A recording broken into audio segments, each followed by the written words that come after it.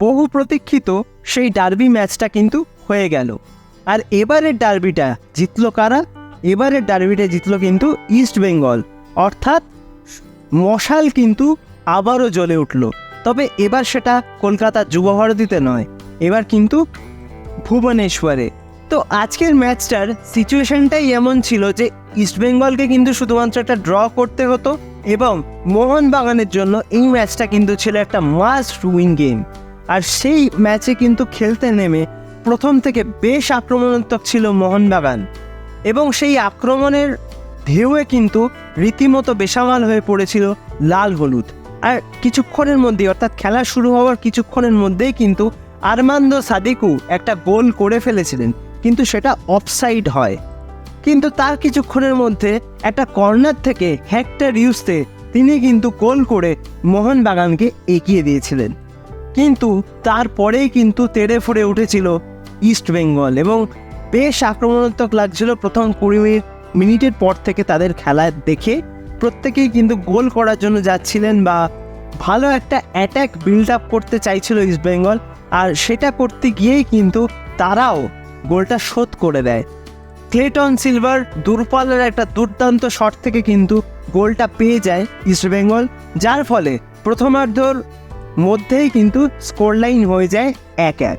কিন্তু তখনও কিন্তু দমেনি সবুজ বেলুন বাহিনী, তারা কিন্তু আবারও আক্রমণ করতে শুরু করে এবং হুগো বুমোস, দিমিত্রি পেত্রাতস এবং কিয়ান নাসিরি যেভাবে পরের পর আক্রমণ করছিল ইস্টবেঙ্গল ডিফেন্সের ওপর, তাতে কিন্তু যে কোনো সময় গোল আসতেই পারত।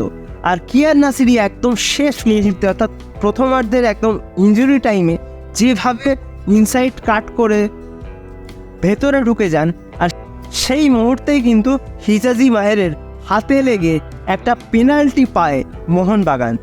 এখন মজার বিষয় হলো সেই পেনাল্টিটা কিন্তু প্রথমবার কনভার্ট করে দেন দিমিত্রি পেত্রাতস, কিন্তু কিছু অবস্ট্রাকশনের কারণে সেটা কিন্তু ক্যান্সেল হয়ে যায় এবং দ্বিতীয়বার যখন রিটেক হয় পেনাল্টিটা, তখন কিন্তু আর সেই পেনাল্টিটা কনভার্ট করতে পারেননি দিমিত্রি পেত্রাতস।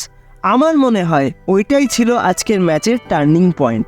ওই গোলটা যদি করতে পারতো মোহনবাগান, তাহলে কিন্তু খেলার ফলাফল অন্যরকম হতেও পারত। কিন্তু তারপরে গোটা দ্বিতীয়ার্ধ জুড়ে ইস্টবেঙ্গল নিজেদের ডিফেন্সিভ শেপটাকে এত ভালোভাবে মেনটেন করেছে এবং সুযোগের সদ্ব্যবহার বলে না, প্রত্যেকটা যে হাফ চান্সেস বা যে সুযোগগুলো তারা পেয়েছে সেখান থেকে কিন্তু তারা কনভার্ট করেছে বা সেগুলোকে তারা ইউটিলাইজ করেছে, যার ফলাফল আজকে তারা কিন্তু জিতেছে। ঠিক এই কাজটাই কিন্তু করতে পারেনি মোহনবাগান। তাদের আপফ্রন্টে দুজন যারা স্ট্রাইকার ছিলেন, অর্থাৎ জেসন কামিংস এবং আরমান্দো সাদিক, আমরা বহু ম্যাচে দেখেছি তাদের নিষ্প্রভতা, অর্থাৎ কিনা তাদের যে এক্সপেকটেশন নিয়ে আনা হয়েছিল সেই এক্সপেকটেশন কিন্তু তারা কোনো ম্যাচেই ফুলফিল করতে পারেননি।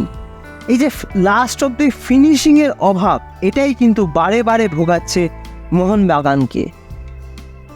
Dmitry Petratos, Kiyan Nassiri, Hugo বুমোসরা প্রচুর চেষ্টা করছেন, প্রচুর বল বাড়াচ্ছেন, প্রচুরভাবে থ্রু পাস বাড়াচ্ছেন যাতে গোলটা হয়, সে চান্সেসগুলোও কিন্তু তারা ক্রিয়েট করছেন। কিন্তু আপফ্রন্টে যাদের উপর সবচেয়ে বেশি ভরসা করা হয় সেই দুজন প্লেয়ার যখন নিজেদের ফর্মের ধারে কাছে থাকেন না, তখনই হয়তো এই ধরনের পরাজয়ের শিকার হতে হয়। আর এটা কিন্তু একটা দুটো ম্যাচে নয়, বারবার প্রত্যেকটা ম্যাচে এই একই ভুল করে চলেছে কিন্তু সবুজ বেলুন, আর যার খেসারত কিন্তু তাদেরকে আজকেও দিতে হবে। এবং আজকের মতন একটা গুরুত্বপূর্ণ ম্যাচে বহু ইয়াং ট্যালেন্টেড প্লেয়ার্সরা কিন্তু মোহনবাগানের হয়ে খেলেছে বা সবুজ বেলুন জার্সি পরে নেমেছিল, যাদের মধ্যে রাজ বাসপড়ে আছে, অভিষেক সূর্যবংশী রয়েছে। তারা কিন্তু তাদের সাধ্যমতো চেষ্টা করেছে, কিন্তু শত চেষ্টার পরেও পরাজয় এড়ানো যায়নি। মোহনবাগান দলের অনেক প্লেয়ারই কিন্তু অ্যাবসেন্ট ছিলেন বা জাতীয় দলের হয়ে খেলার কারণে কিন্তু তারা এই ম্যাচে অংশগ্রহণ করতে পারেনি বা গোটা টুর্নামেন্টেই তারা অংশগ্রহণ করতে পারেনি। তার ফলাফল বা তার ছাপটা কিন্তু মোহনবাগানের খেলায় স্পষ্ট যে তারা এই প্লেয়ারগুলোকে কতটা মিস করছে। তবে গোলকিপার আর্শ আনোয়ার শেখ, তিনি কিন্তু এর থেকেও ভালো মানের গোলকিপার বলে আমি অন্তত মনে করি।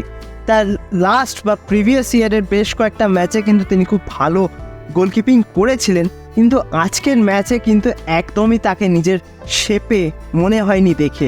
যেভাবে তিনি গোলগুলো কনসিড করেছেন বা দুটো গোল জাস্ট গিফট করেছেন বলে আমি মনে করি, সেটা কিন্তু আর্শের থেকে আশা করা যায় না। আর্শ এর থেকে অনেক বেটার গোলকিপার। হয়তো আজকে তার দিন ছিল না, হয়তো আজকে গোটা টিমটারই দিন ছিল না, আর সেটারই কিন্তু পুরোপুরি সুযোগ নিয়েছে ইস্টবেঙ্গল। তাদের প্রত্যেকটি প্লেয়ার, নন্দকুমার শেখার থেকে শুরু করে ক্লেটন সিলভা, সেভেরিও টোরো, মাঝখানে সৌভিক চক্রবর্তী যেভাবে হুগো গোমেজকে প্রায় মাঝে মাঝে বোতলবন্দি করে ফেলছিলেন, সেটা কিন্তু দেখবার মতো। তাদের যে কমিটমেন্ট, সেটাও কিন্তু ছিল দেখবার মতন। আর যার ফলস্বরূপ কিন্তু তারা আজকে মোস্ট ইম্পর্ট্যান্ট 3টে পয়েন্ট পেয়ে গেল। এবং মোস্ট ইম্পর্ট্যান্টলি ইস্টবেঙ্গল ফার্স্ট হাফে যে ভুলভ্রান্তিগুলো করছিল, আমার মনে হয় কোচ কার্লোস কোয়াদ্রাত কিন্তু মানে সেকেন্ড হাফে শুরুর থেকেই সেই ভুলভ্রান্তিগুলো রেকটিফাই করে দিয়েছিলেন বলে সেকেন্ড হাফে অতটা কম্প্যাক্ট লেগেছে ইস্টবেঙ্গলকে।